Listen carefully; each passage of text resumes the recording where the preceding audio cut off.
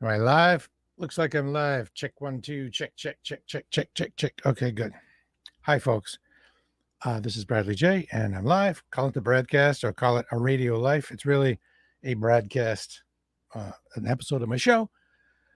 But this time it's focusing on the series I'm doing called The Radio Life, which is something designed to let you know what the whole and real life of a radio broadcaster in Boston during the halcyon days of broadcasting on the radio in Boston was like. And part of that is the context of my upbringing in a small town. And we've gone through that and we've come all the way up to the WBCN days themselves, which is probably the most popular part. I talked about growing up in a small town and the rural and gothic weird stuff that happened and jobs and experiences along the way from grade school, high school, various jobs, various experiences, and then life as an operating room technician, and then life as a student at University of New Hampshire, and getting on the radio, and then getting on LYN in Lynn. But here we go on the WBCN part. Feel free to comment. I did not promote this at all, so I don't expect any comments, but it doesn't matter. I'm doing this mostly for me. If you want to watch, feel free. So let's start at WBCN. Just prior to getting to WBCN, I was working at WZBC, the Boston College Station, and WLYN, the cool station in Lynn, which was a commercial station, but played cool music. One of the rare examples of that. I mean, really cool. And I remember saying when I was living on Marlborough Street in this horrible apartment, listening to WBCN, I remember saying, hey, I could do that. And my roommate said, no, you couldn't. He was wrong. I did end up there. And I already shared some early experiences with you. In the early 80s, there were the Bowie experiences, meeting Bowie and other things. But let me just pick up random some other cool experiences that filled the BCN days. Very early on, there were the BCN Ballbusters. It was the BCN softball team, and we would go to towns and play. Tank, Paul Sferuzza, known as Tank, who was a crucial part of WBCN in the early days. Well, sorry, in the mid days, the 80s and the 90s, probably mostly the 80s and maybe in early 90s. The BCN Ballbusters, anybody that wanted to play could play. Some people were good, some people were not. Everyone was good, some were better, let's put it that way. It was big fun. I loved it. There are pictures floating around of the team. Albert O was on the team. Ken Shelton was on the team. Mark Brendo went to the games. Tank was the coach. Charles pitched sometimes, I think. But it was big fun, and we interacted with the communities. It was huge fun. It was so very real. We also played against, I should say, bands sometimes. For example, Huey Lewis and the News. We played once at Boston Common. He crushed us. They crushed us. And then we played at Nickerson Field. And they crushed us again. I don't know which one was the first. Maybe Nickerson Field. Tank would know, but Tank's gone. And I generally played shortstop. Really? I did not like playing the outfield because I had long since lost my really good ability to get a jump on the ball and judge whether I needed to back up or go forward. And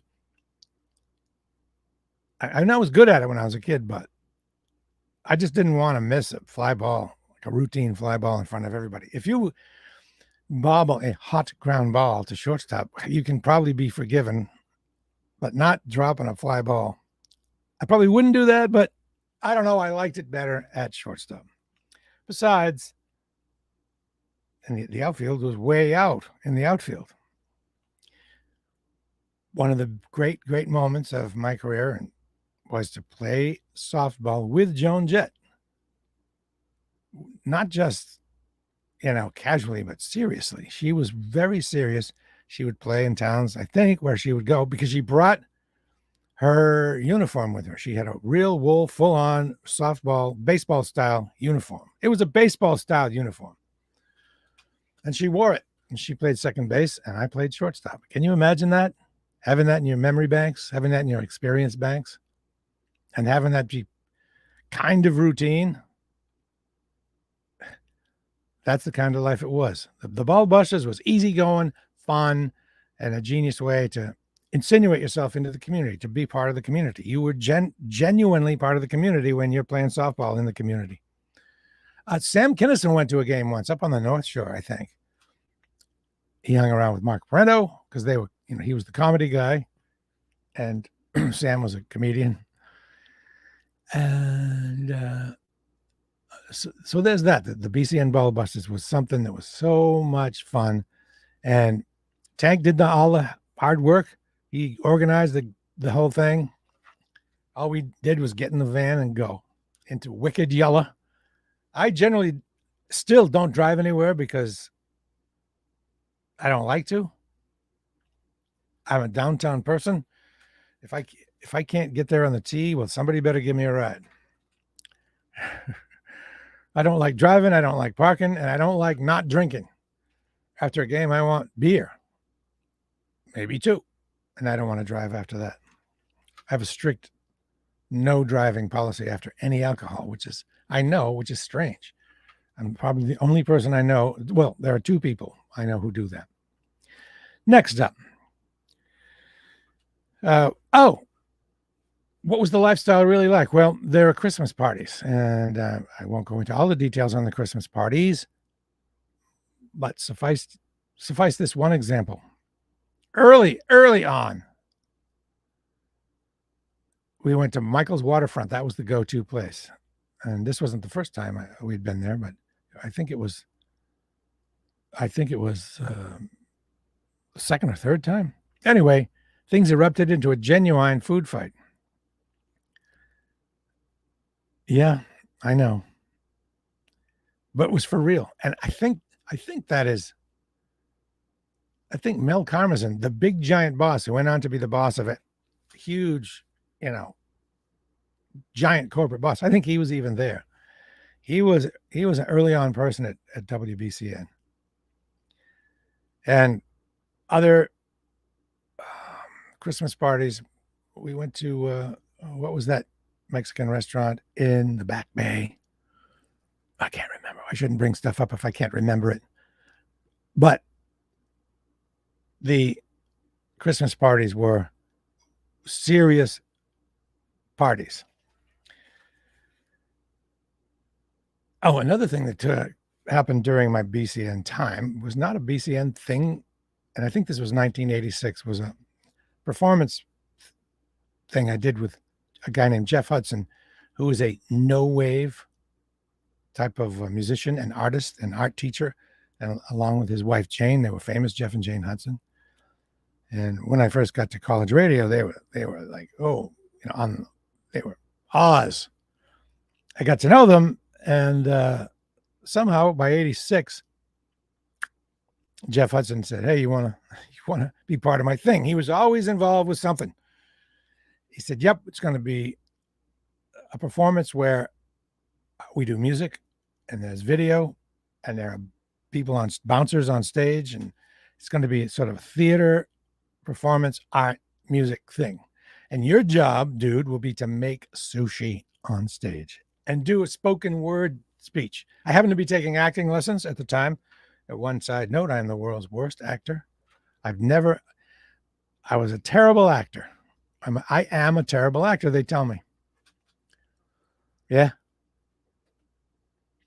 As a matter of fact, I'm so bad that in high school, there was a high school play, and there were like 4 male parts and only 2 male. There were more parts than people, and I still didn't get a part. I was so bad.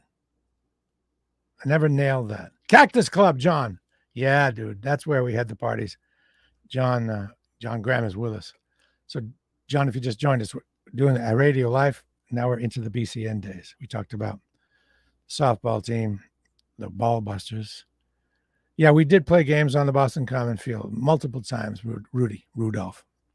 Now we're back to Sushi Bar, the performance.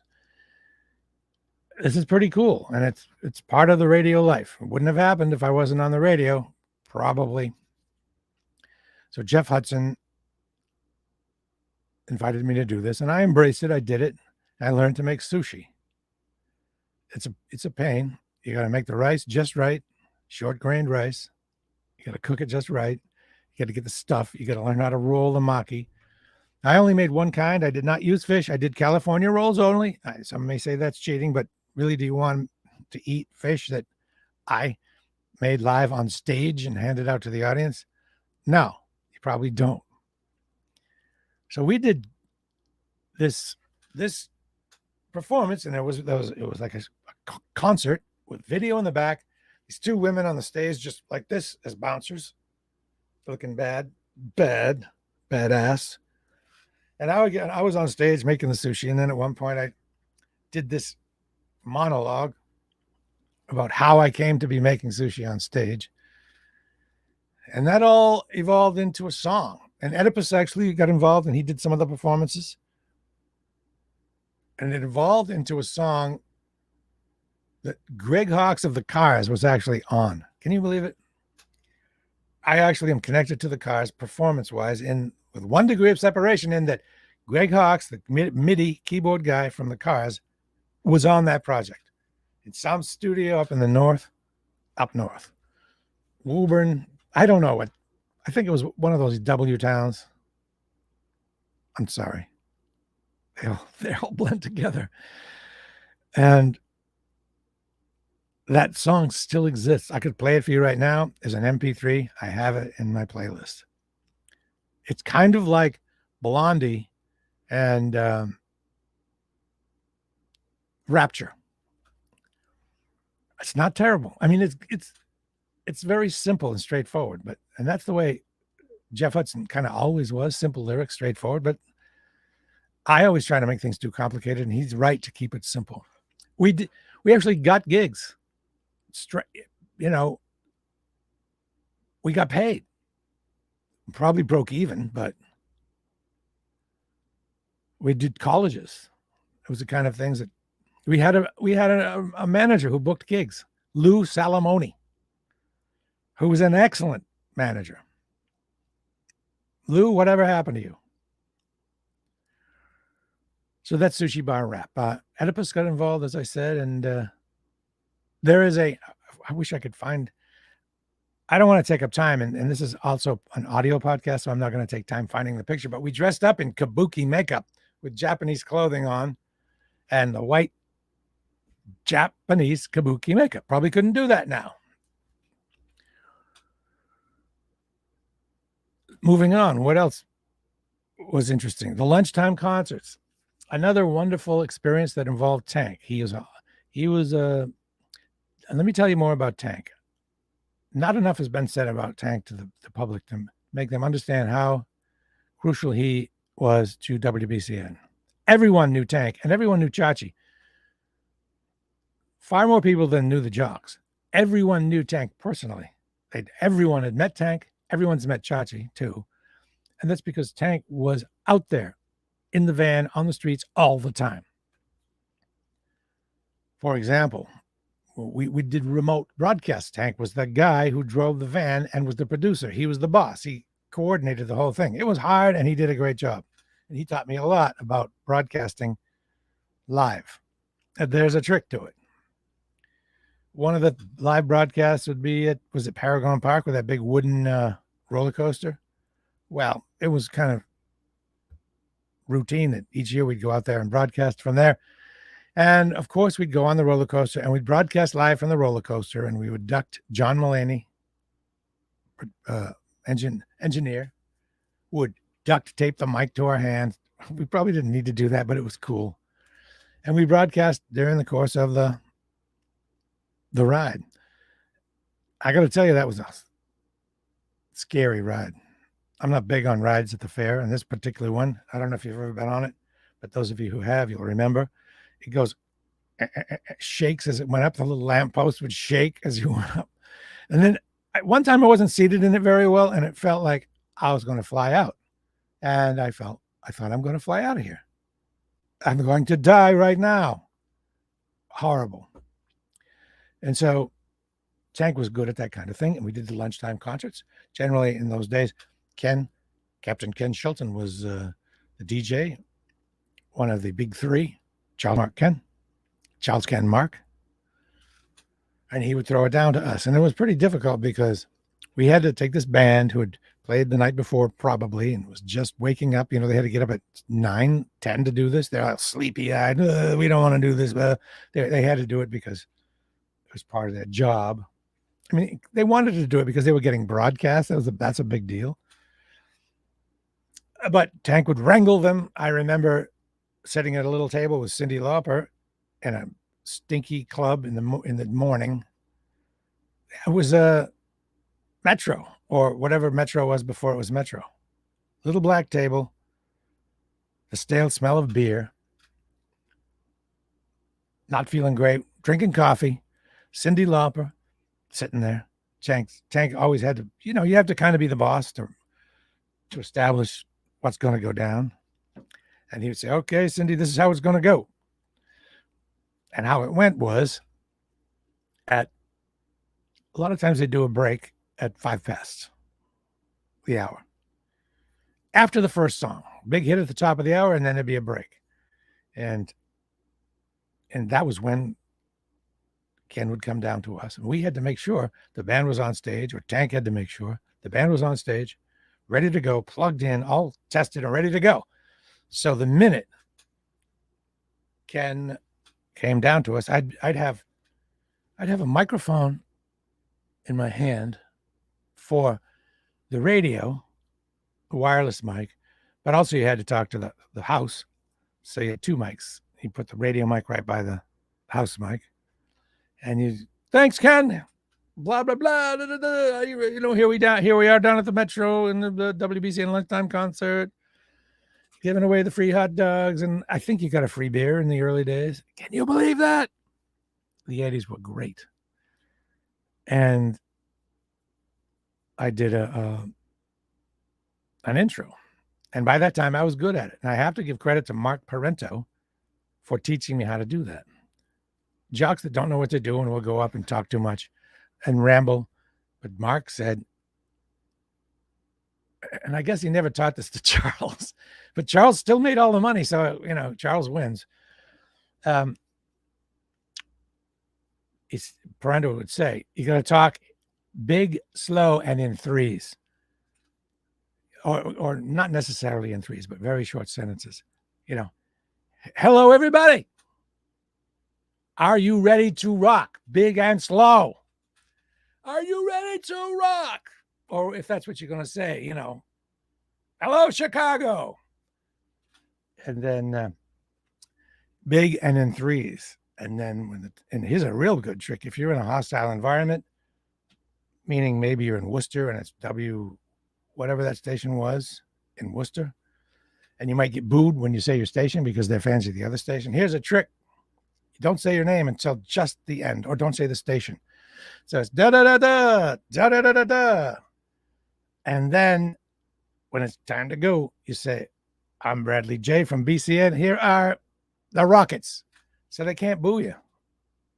The enemy can't boo you because if they did, they'd be booing the band. So keep your name and the station name tight to the band name. They don't teach that stuff in school or broadcasting school, do they? Do they even have broadcasting school anymore? Anyway, the lunchtime shows. Who did I saw so many lunchtime shows. I mean, I hosted so many lunchtime shows. They were big fun. You get up early. The Channel is the one I remember most. There was, I think, till Tuesday, right? I'd love to see, Chachi, if you ever see this, a list of the lunchtime shows. Of course, you got artists that were just coming up, like Cyndi Lauper was just coming up at the time. So that's the lunchtime shows. The Marathon for Meals, another wonderful experience. They asked me and I volunteered. No, they asked me to volunteer. I said, yeah, to go into a parking lot of a mall, which was the Arsenio Mall in Watertown. And stay there until I filled a truck with food for the homeless. How long do you think it took? A couple days? No, 10 days. 10 days. It was somewhere between Thanksgiving and it was around Thanksgiving, but it seemed colder than that. It was nice. I was bundled up. I'd wake up in the morning. I lived in an RV. I didn't live in a tent. I lived in an RV. And it's a weird life to wake up before the mall opens and wait for the mall to open so you can go to Cinnabon and get coffee. But people would come out from all over the state. The mayor came out. Joyce Cole Haywick, remember her, came out. Eddie Money came out. Mostly, though, listeners came out to interact. That was what BCN was all about. It was so community interactive. It took 10 days. I got used to life out there. I'd had bundled up. I had a bike. I'd ride around in between. I actually broadcast from out there quite a bit. And I felt like I was helping out. It was gritty, and I liked that. And once again, it helps you get good at remote broadcasts. The people at BCN got really good at remote broadcasts. And I spoke about other remote broadcasts already in Tank. Remote broadcasts were a big thing. There was Row, Row, Row Revere, in which a bunch of folks in canoes would row from maybe Nahant to the Revere Beach. And I remember in a canoe, a canoe tipped over and the equipment was lost. I think that involved Carter Allen. If that's not true, Carter, I apologize. There were so many remote broadcasts from Moscow, but I'll talk about that later. Yeah, I broadcast from Moscow to all 11 time zones in Russia and the Boston market. Did that with Oedipus. We'll get to that later. Other there was a gazillion. Of course, I can't remember them. But they were everywhere all the time. There were ski team events. Not all events were broadcast. Some were. And those remote broadcasts usually involved a sponsor. And that was a good thing if you get those. Everybody wanted to get those. Bungee jumping was another thing. They asked, who wants to bungee jump? I said, no way, because already know how I feel about roller coasters. I said, no way, but I got there, and from the ground, it looked okay. It was at the Fort Point Channel, right by the milk bottle. And this was a crane, a very high crane. It seemed very high, 150 feet, high enough for me. I was on the ground, and it kind of didn't look that bad. So I said, I'll do it. I wasn't drunk or anything. And I remember as soon as that cherry picker went up, as soon as the crane went up, 10 feet even, I realized, oh my God, this is a terrible, terrible mistake. Because you're on a little teeny little cherry picker thing in a crane. It feels like you're going to fall off. And there's some things I have no problem with, like flying or even in a glider. But being in a little crane with a platform, maybe 3 feet by 3 feet, forget it. And then you were jumping out over water, but the way things looked, it looked like you were jumping to your certain death on a barge. It just looked like that. Certain death barge. Every cell in your body has been trained for thousands of years not to jump off stuff to your death. And your body and your brain told you this is certain death. But you could not chicken out. So just had to. The people down on the ground counted 1, 2, 3. And I was looking forward to jumping because I hated being up there so much. The jumping was not the problem. The problem was being up there. Let's see what a gangrene doused some financial district suits with beer at a BCN lunchtime channel show at the channel. Well, they probably doused everyone. I don't think they picked on the suits. Hey, the suits, John, give the credit to the suits. They were at a lunchtime concert in the channel. So they must have been just good guys who happened to be wearing suits. And live remotes at the Poorhouse. Yeah. By the way, as you know, the Poorhouse closed. That was one of my very favorite, wonderful, wonderful places. Terrible that it closed. terrible. I looked in the window the other day. It's been closed for years and years and years. You'd think it would be empty. No, it looks like they didn't touch it at all. It looks like the salt shakers and the napkin holders are out. It looked like it could open in the morning. That's weird. There's a sign that says lease, for lease in the window, but it looks ready to go. I don't understand that. Maybe they plan on opening it up. I don't know. Next we go, let's go to Woodstock and the Love Shack. This was our job. This was work. Of course, it's fun in retrospect, but all this stuff was work. It was better than a regular job, but it was work. And both Woodstocks were wicked work. The second Woodstock, I didn't go to the first Woodstock. Second Woodstock was fine. Third Woodstock was terrible. Woodstock 95. BCN had the foresight to buy the Love Shack, to rent the Love Shack. I have a lot of stories here. Of course, I can't tell to protect folks, but some I can to give you an idea of what it was like. The Love Shack was a Love Shack for a reason, because people were making love a lot in the Love Shack. I remember getting up one night to go to the bathroom, looking at the various rooms, and there was action in every room. It was Woodstock. I guess people felt like that was where you did the free love thing.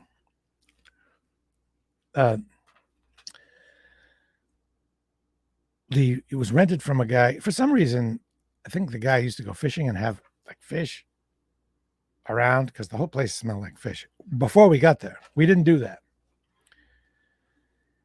I played a terrible, awful, stupid rendition of Star Spangled Banner on guitar to kick off the coverage. And it was fun because we worked with Westwood One. That was a big deal for us, which was a national thing, a national angle. And I wasn't as involved in that one as I was in Woodstock 3. I'll tell you the difference. But going there, here's the thing. I didn't see any bands. I did not see any bands at Woodstock 3 either. How's that grab you? I'm working. I'm in the Love Shack. I heard them in the distance. I'd go out and broadcast. I'd interview. Like I interviewed. I didn't interview that many at that one because the heavies were around. Parento was around. He was tight with. He got to do most of the interviews and stuff. But I did what I could. I interviewed Slash for the first time, and it was a wonderful, wonderful experience because it was kind of communal in there. We'd wake up in the morning and eat some cereal, and we know we'd had to broadcast. We had our microphones right there. We'd have a beer, some cereal. If somebody wanted to get high, they did. It was the same basic rules as Woodstock 1. We had a pond right near us. And do you know what a potato gun is? Somebody brought a potato gun, which was an amazing thing. Piece of big, long PVC pipe about the diameter of a potato, a little smaller, with a chamber in the front and some sparking device to spark it. And when you stuff a potato in one end, you stuff a potato in the breech. It's a gun. You stuff a potato in the breech, screw on the chamber, fill the chamber with hairspray or something flammable, and then hit the spark. Boom! This potato gun could kill you. It was unbelievable. A chunk of potato makes a wicked projectile. So we did that. Then you get to Woodstock 99, and by that time I'd become like the interviewer. 99, really 99. When I was the midday person, it started to be a thing that you had to come into the station and do an interview with me and maybe a performance, an unplugged performance. So I had done a lot of interviews, and that was me at the time. And I went early, just like the first one. The first time I went with Jason Steinberg. Second time I went with some other street team person, and we established a presence. I went on Tuesday both times, I think, and the thing didn't start till Friday. So I will admit I had a really good work ethic. I went on Tuesday, and starting Wednesday we had these passes so we could go into the meal tent anytime, 24 hours a day, because we were kind of crew and stuff. So I had a laptop and a producer, I think, to help me out, and we sat in this tent 8 hours a day.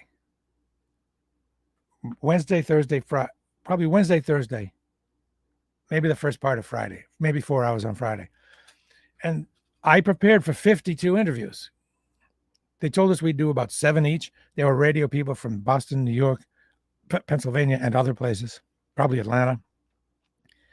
And they told me you do 7, but you never know what's going to happen. And I wanted to be prepared.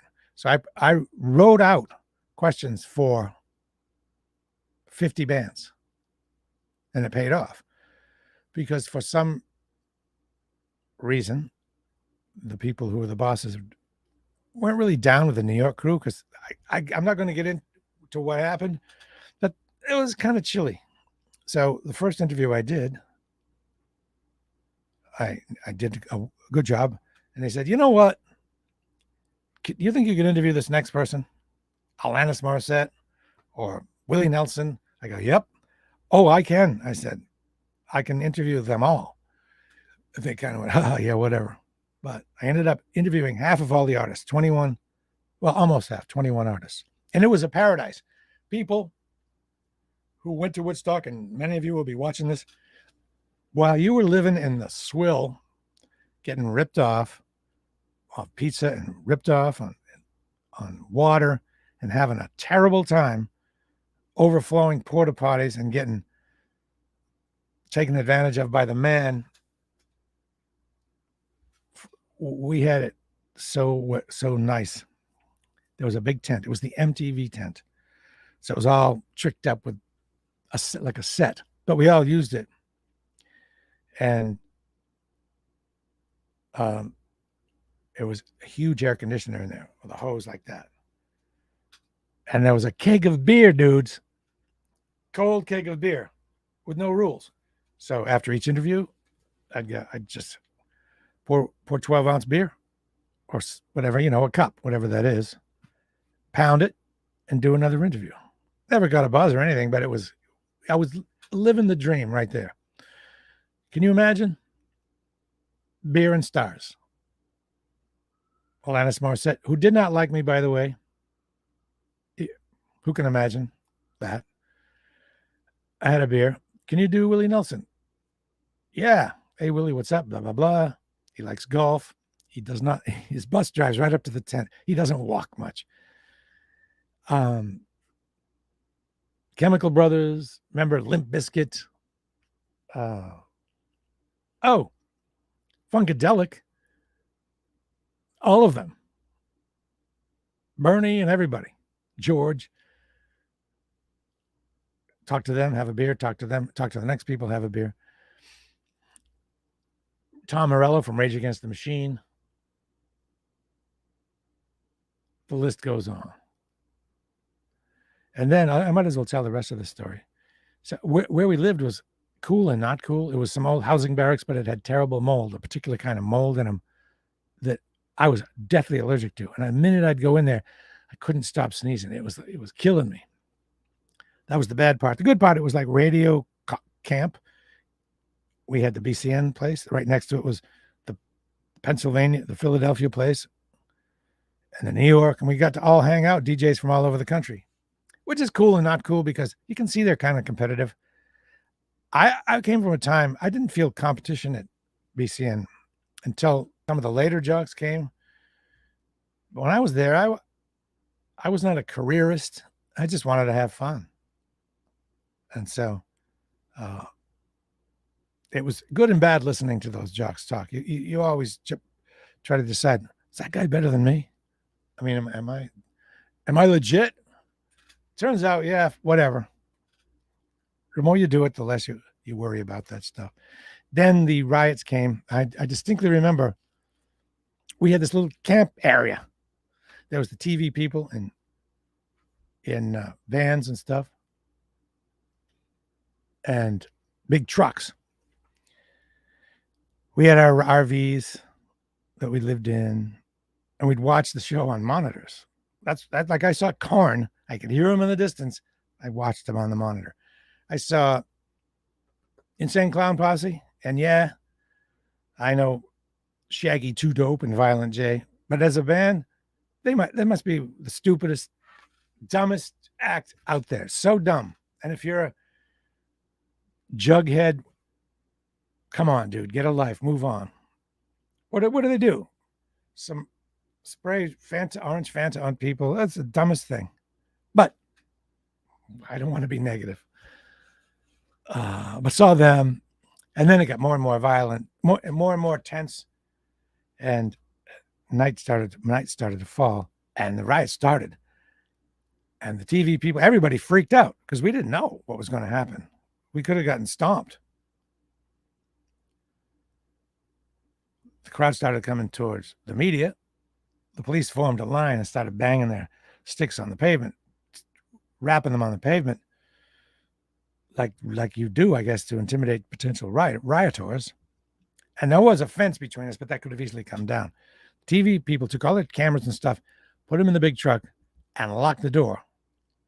We were kind of out beside the fence, and you could see the compressors on the trucks blowing up, big explosions and fires and chants, and high people dancing around. I have a little video of it. It's kind of personal. Maybe I'll show it. I can't broadcast it, but I can show it to you. And then it finally subsided. Other stuff that was great working at BCN, spinning gigs. Some jocks were club DJs as well. I was big on that. I became actually dance music DJ and a drum and bass DJ. I did the dance electronic show at WBCN for a while. I got to spin on stage at Great Woods with the people that get paid thousands of dollars. I did not, because I was working. First spinning gig was a place called Storyville in Kenmore Square. And the little flyer just said, Brad, come dance with Brad. $5 and 2 drink tickets. And that Storyville, it's where the Pizzeria Uno was so recently. It's what's the name of the Buckminster Hotel? It's in the bottom of the Buckminster Hotel. That was the very first one, $5. But of course, it wasn't about the money. It was about playing your music that you loved and you played on college radio for money. For somebody said, you're good enough so that, or you can bring enough to the table so that we're willing to at least let you do it, and we'll pay you a little bit. Jody Goodman was booking it then. She was my boss. She went on to be one of the very, very higher ups, and still is probably at Live Nation. Huge success. And I did get to spin at a river rave at Foxborough Stadium. I spun on the stage at Foxborough Stadium. And most of the clubs, like Bill's Bar was big. If you could get spinning gigs at Bill's Bar, that was fun because people didn't dance at Bill's Bar. And I really despise trying to get people to dance. If you do that, you have to play the music they like. And I don't want to play the music they like. I want to play the music I like, cool music. I want to have them look up at the DJ and go, "Whoa, that was cool." Once people start dancing, then you have to play the lowest common denominator junk to keep them dancing. Gap Band. Sorry. Some Gap Band songs are cool. I told you about the BCN fireworks already. Is there any more about spinning gigs? That was a big part of my life. I had a little setup with a coffin, 2 turntables, a mixer. I would go do gigs on my own, but I hated that because I hated lugging stuff around, and I don't want to have a car. So I had to get somebody with a car, lug that stuff in there, lug it down. The money was good, man. But it was so exhausting. You got to get it all set up, hope it works. And then people coming up to you, "Hey, can you play something you can dance to?" with their beer. And you're going like, don't hit the turntable and don't spill your beer on my stuff. Yeah. That wasn't my thing. I wanted to be a club DJ, high up, far away from people, issuing my coolness from down to there. I know, terrible, right? I did spin it, did the Tuesday New Music Night at the Channel. That's something that I got going for me. I love those memories. There was never anybody there. It was Tuesday night, but the pay kept coming. I think it's because it was sponsored by somebody, paid for ahead of time. So regardless of what happened, it continued. Never spun internationally. I did do a gig in Holland once as a band, which was kind of performance art it was performance musical thing, but not really spinning. And I did that same performance on stage at Great Woods. I don't want to get bogged down into that. So spinning was a big deal. I told you about the fireworks already. Patriots broadcast. Now, Bill Abbott was the main guy in the Patriots broadcast for a long time. But for a while, I helped out with him, and it helped me become a video editor because I would go out. The sports people would give me a question to go out and ask the crowd the question of the day. And I would ask a bunch of people, quickly edited it in Final Cut Pro. But I only used the audio, but it helped me edit quickly in Final Cut Pro. And I would bring them the audio, and they'd say, hey, during the broadcast at the Patriots at Foxborough Stadium, hey, it's Bradley J.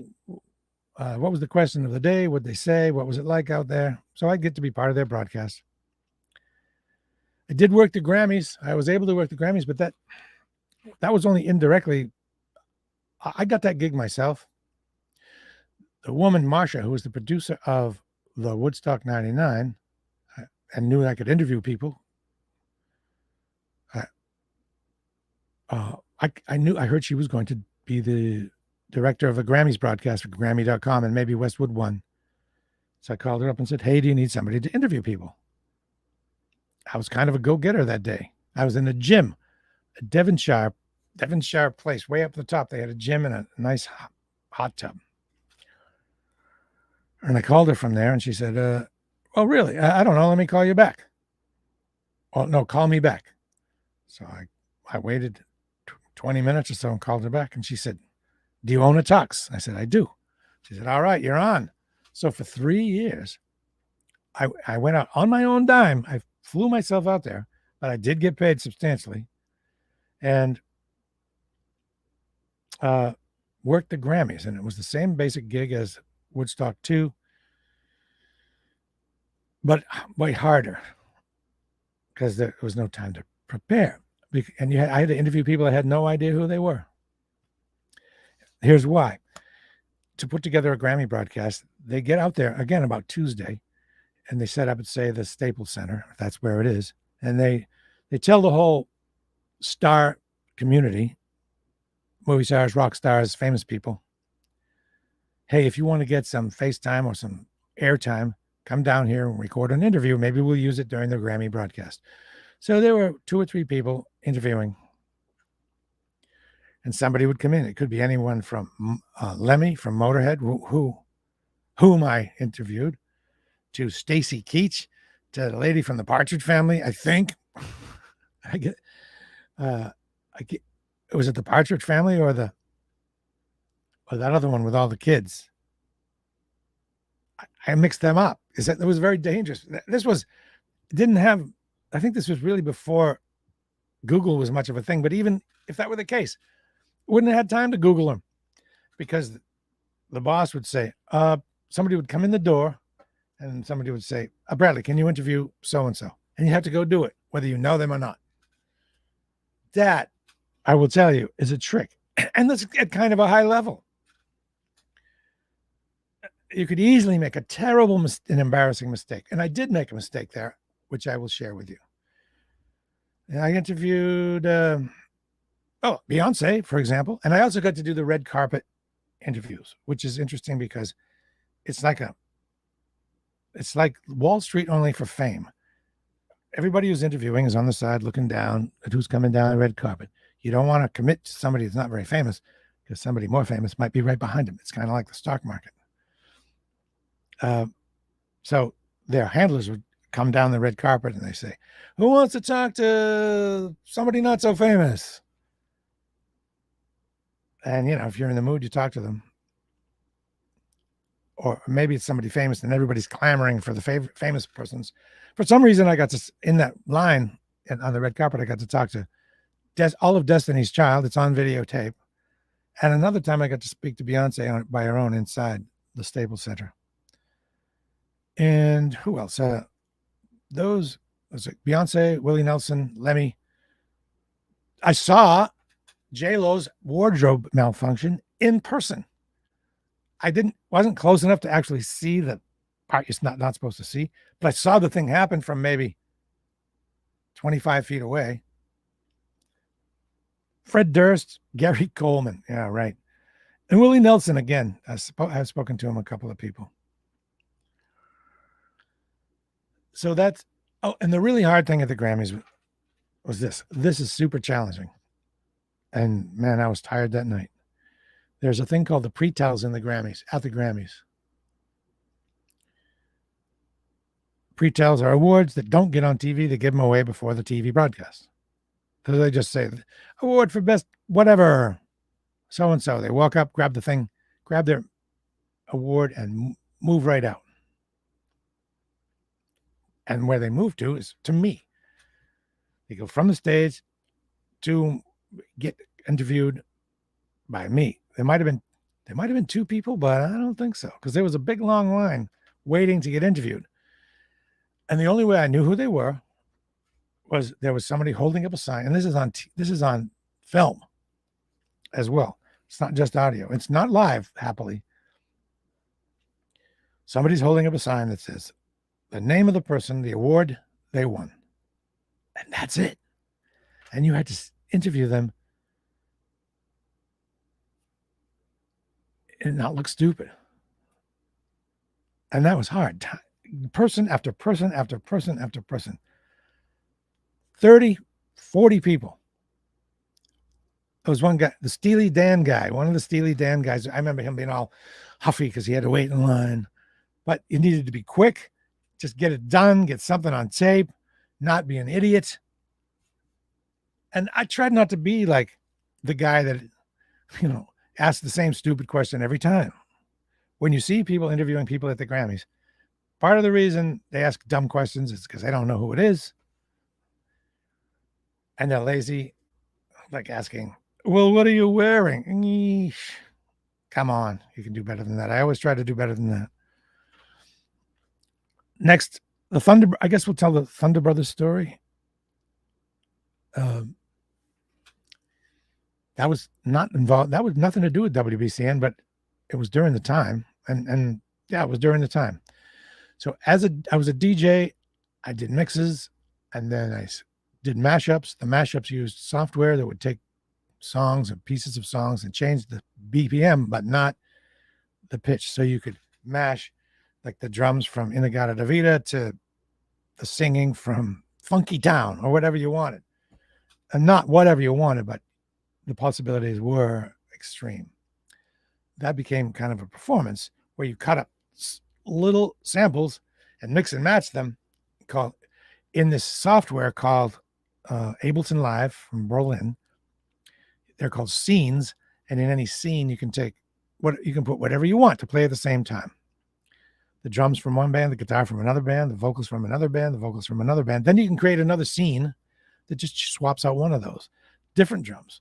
And you get it all set up and you go down the way and play scenes, or you can on the fly change the sample. So you're really performing live this type of performance. And I was doing that during the time I met Steve Gilroy at the South End Tattoo Convention. I don't know what year.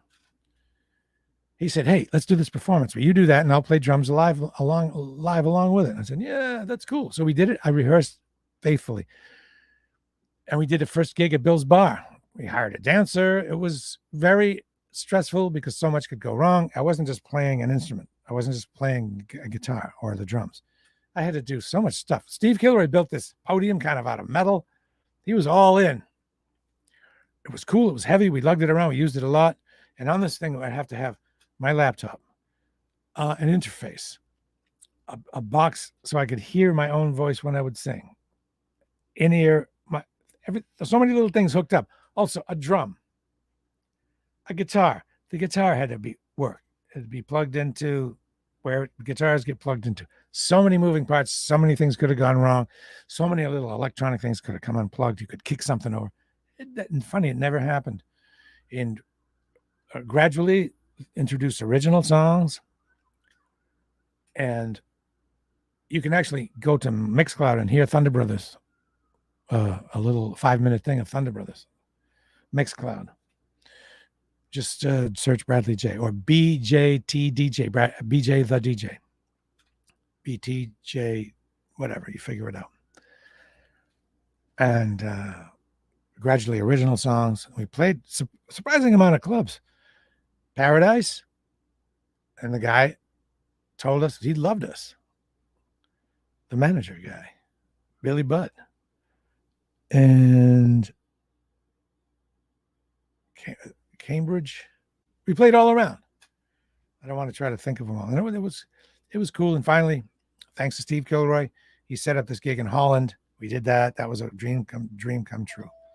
That still exists. Who knows? Steve's still telling me we got to do it live again. Maybe. How much time do I have? Oh, a little bit. Don't want to go on too long.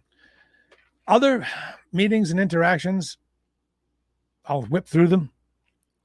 Marilyn Manson, a couple times. One at the Centrum, and one time on his tour bus where he had this microphone, and it had a light in it. Somebody had given it to him, so you put it up to your face and sing out of it.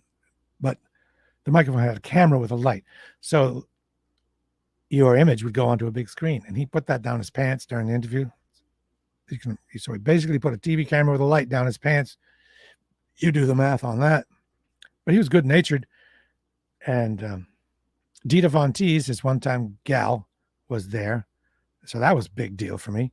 Shirley Manson, a couple interviews with her, and did manage to go in a photo booth, and get some photos with her.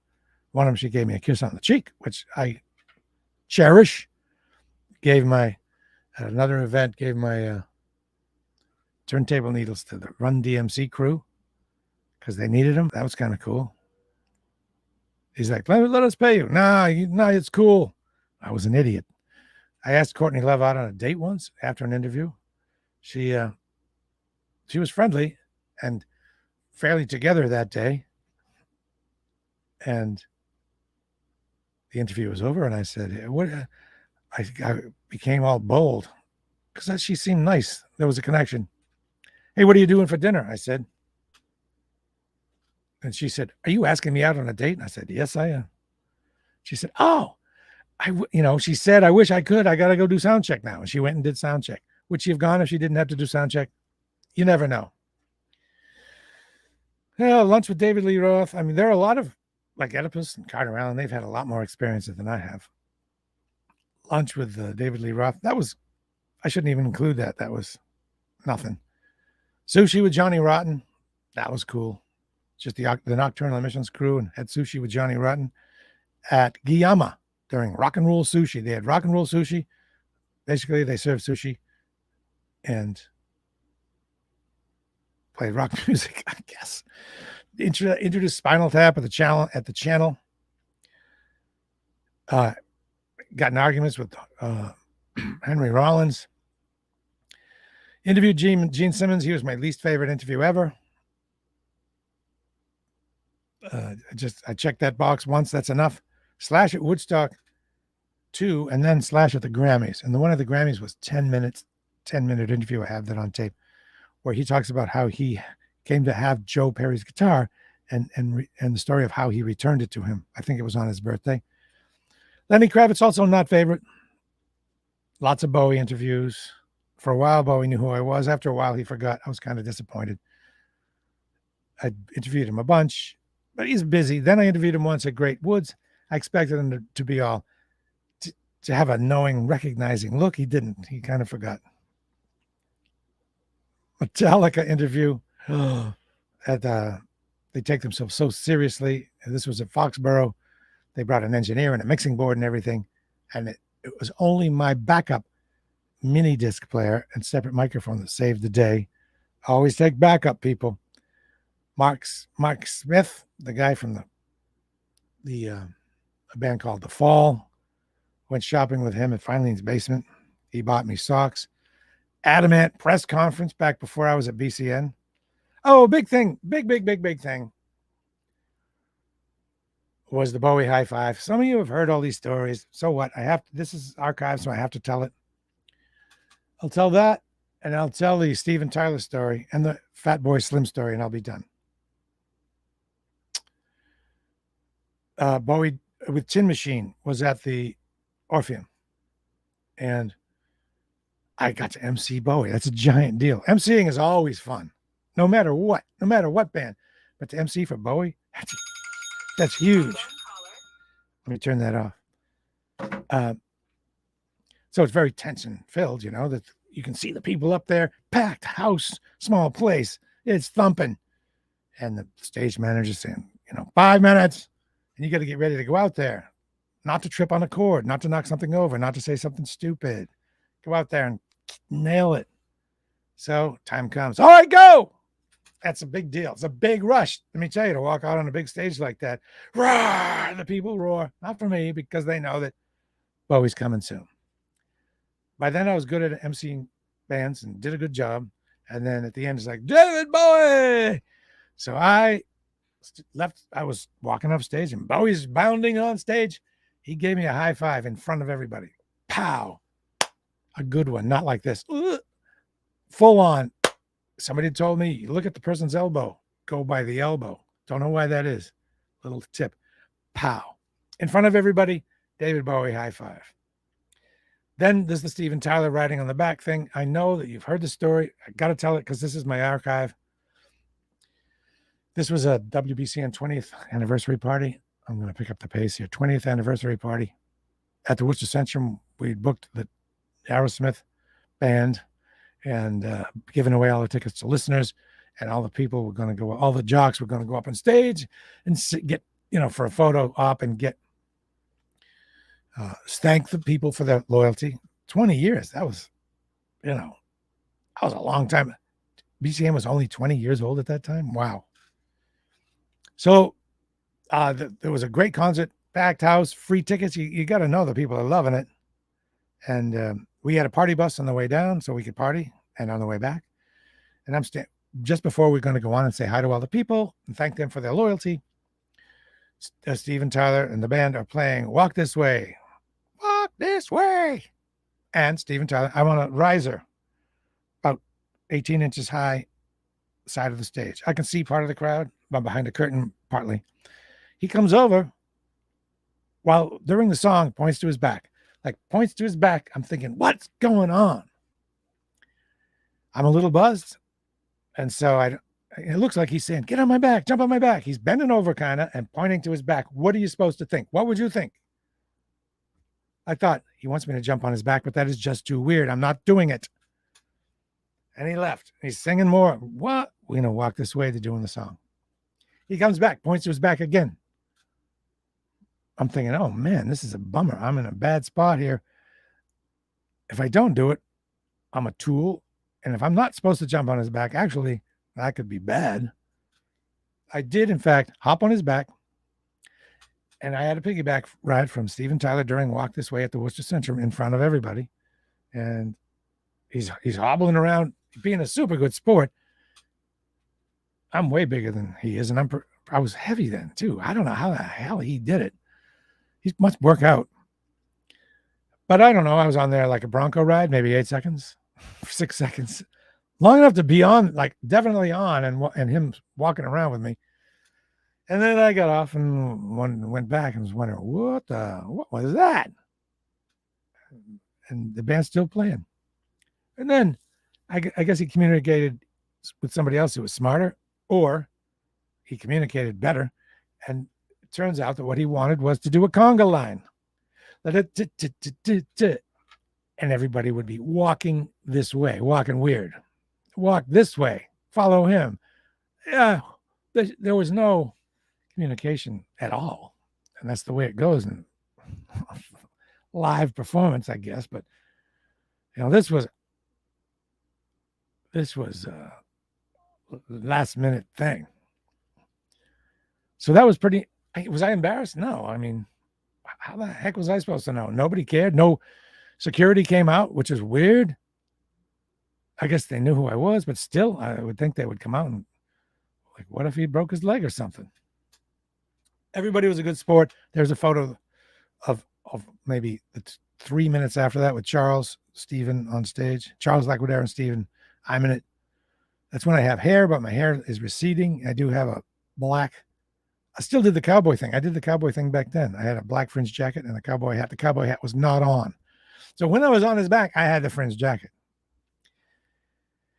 And finally, for today, I guess we'll do the Fatboy Slim story. And again, you've heard it. I'm archiving all this. This will be on Mixcloud, by the way, and hopefully will live there forever. Also, the audio podcast. As Fatboy Slim was starting to become famous, he had the song Right About Now, Funk's Old Brother, called Rockefeller Skank. Not on an album yet, just a single. We played it, we loved it, and he came by for an interview. I was interviewing him. A kid called up, who was actually a producer at the time. He wasn't working that night. He called from home, or at least not in the studio. And he said, prior to that, that guy, Bradford, had called up and said, can I hear that Fatboy Slim song? And I said, what, which one? I pretended I didn't know. And he said, oh, the one, Right About Now, the Funk Soul Brother. Check it out now, Funk Soul Brother. So I recorded when he called that, because we did record them. And when Fatboy Slim came for an interview, I played it for him to show how much we liked him in our town of Boston. And at the end, he said, hey, can I have that tape? I'm going to put that on the album. I said, whatever, dude, and forgot about it. And it contained the whole call from the beginning. And it said, WBCN, how can I help? What can I do for you? And the kid talking and asking for the song and singing the intro. About some short time later, like I called into Oedipus's office, and a lot of times he'll allow you to think you're in trouble, even if you're not. And I thought, oh no, I'm in trouble. Somebody taped something. So he sit down, and he took this tape and he slowly, dramatically placed it in his dreaded cassette deck he had behind him. I thought, oh, somebody recorded something bad, I said. Because, people were saying edgy stuff all the time then. And it turned out there was a song ending. It said, right here, right now, right here, right now. And it faded out. And then, boom, that call came right on. And the kids sang the intro. And then Fatboy Slim started the song. So really, that call became the intro of the song. So I freaked out. And that was a huge, huge deal. Never got any money for it. Probably should have. I'm thinking, come on, Fatboy Slim. You're probably rich. That's so platinum. Come on, you could have thrown me some dough. But it was better than not being on the album. I think the album does say, thanks to Bradley on the back. Look it up. And then a little thing that goes along with this story is dance floors would play the whole song, including the phone call. I don't know if they wanted a break, change from one speed to another. That DJs do that sometime. But some guy who was in Greece said, I heard your voice on a dance floor in Greece. And then here's the final story of the hour. I didn't really get done, I don't think. I was in a bar in Ireland, up past Donegal. Donegal's pretty small, and this was a really teeny town way past that. Some fishing village with 2 bars and the smell of peat burning in the air. Chilly, rainy. I go into a bar. Not many people there. I shouldn't call it a bar, a pub. This is, real ass Irish pub, which are different than Boston pubs. And sat down at a big table. There were so few people, no one, I just sat down at the end of a big table, and then these other kids came in a while later with their Walkman at the time, I think. And was that possible? A Walkman? I don't know. Some device. Pod, maybe an early iPod. Yeah, early iPod. And they're talking about music, and one of them mentions Fatboy Slim. And I'm an old guy, even then, an old guy sitting in the back, in the corner, probably 10 feet from them. But I couldn't help overhear them. I said, oh, you, like, to them, I must have sounded like, old crotchety guy. You kids like that Fatboy Slim? Now, that's not how I said it, but probably to them, that's who I was. Who's that old dude back there? They said, yeah, we like, of course, yeah, we love him. Yeah. Leave us alone, old man. And I said, I'm on that album. And they, thought I was crazy. And I said, tell you what, if I am on that album, you have to buy me a beer. They said, yeah. I said, go to the intro. Actually, go to the end. In order to hear it, you have to go to the end of the first track, because the way the CD gets divided up is that the intro to the next track, and track 2, Funk Rockefeller Skank, is the end of track 1. They heard it. They freaked out. They couldn't believe it. It's one of those things that they're probably, it's just too weird to be true. Just too weird to be possible. Some old dude that we sat beside in a bar is on that record. Those are the kind of things that I have memories. I tell the stories often so I can remember. It's good to listen to it again so I can remember. I have to tell you that for some reason, I have a feeling of completeness now in my life. After doing the BCN thing, I went on to do talk radio, which was equally, well, it was far better in some ways. Not as many stories for certain.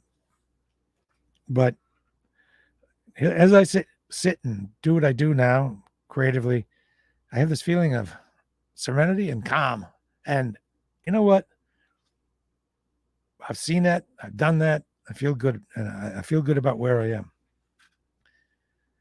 A serenity, a feeling of completeness. I don't know how to. I wish everyone could have this feeling of completeness. And I don't have much advice on how to get there. I guess it would be this. If you can do it, don't, this sounds tacky, but figure out what you would do if money didn't exist. What would you do if you could do anything? Do that. Sure, you have to make money too. So you have a job and you do that. You keep doing that, and sooner or later, you won't have to do that job as much. Sooner or later, if you get good enough at anything, someone will pay you to do it. I think that's kind of true even now. And if I had to give advice to some young person, happily, I don't have to, but you might think that's not possible, because you got to be willing to start at the bottom, which people don't seem to want to do today. There's kids. That's it. And it's, no matter how old you are, start doing that thing you wanted to do. The thing you would do if there was no such money, no such thing as money. Start doing that. Gardening, get good enough at gardening, people will pay you to do it, etc. and on and on. I need to take the doggy out, so I got to run. I'll talk to you soon. Bye-bye.